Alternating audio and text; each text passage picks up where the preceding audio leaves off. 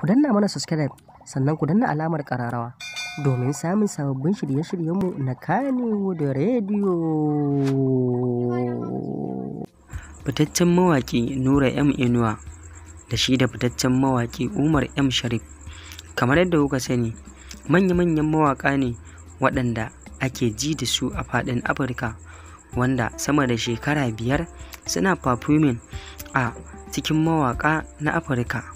A halin yanzu tsakanin masoyan waɗannan mawaƙa guda biyu suna nan suna da cece-kuce, inda masoyan Nura M Inuwa suka bayyana cewa waƙoƙin da jarumin nasu ya yi sun fi na Umar M Sharif daɗi, inda su ma masoyan Umar M Sharif suka bayyana cewa ai waƙoƙin da Umar M Sharif ya yi a wannan shekarar sun fi na Nura M Inuwa daɗi.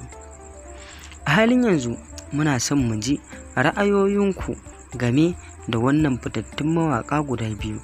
Shin kai masoyin Nura M Inuwa ne ko kuma masoyin Umar M Sharif ne? Muna so ku bayyana mana ra'ayoyinku a ƙasan wannan bidiyo namu.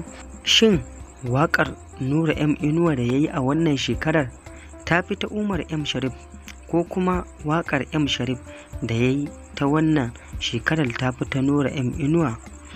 Amma kuma wani abin ban mamaki da yake faruwa a tsakanin waɗannan mawaƙa guda biyu, za ka ga mawaƙi Nura M Inuwa yana sauraron waƙoƙin mawaƙi Umar M Sharif.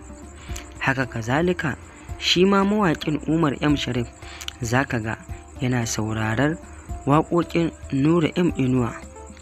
Idan ka tsaya ka duba, za ka ga a tsakanin mawaƙan guda biyu ba sa yi wa junansu hassada ko kuma baƙin ciki, ko kuma wani ya nuna cewa waƙar wani ba ta yi daɗi ba.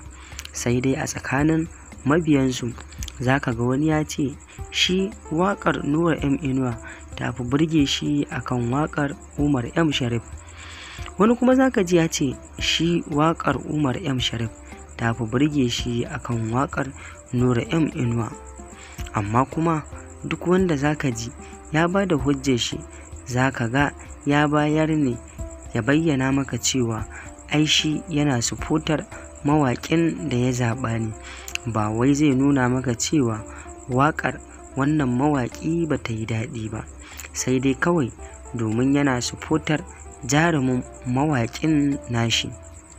Idan wannan ne farkon zuwan ku wannan tasha, ku danna mana subscribing sannan ku danna mana alamar ƙararrawa domin samun sababbin shirye-shiryenmu da zarar mun ɗora. Ku yi mana sharing zuwa 'yan uwa da abokanan arziki, sannan ku yi mana comment a ƙasan wannan bidiyo namu. Mun gode. Ku danna mana subscribe sannan ku danna alamar ƙararrawa domin samun sababbin shirye-shiryenmu na Kannywood Radio.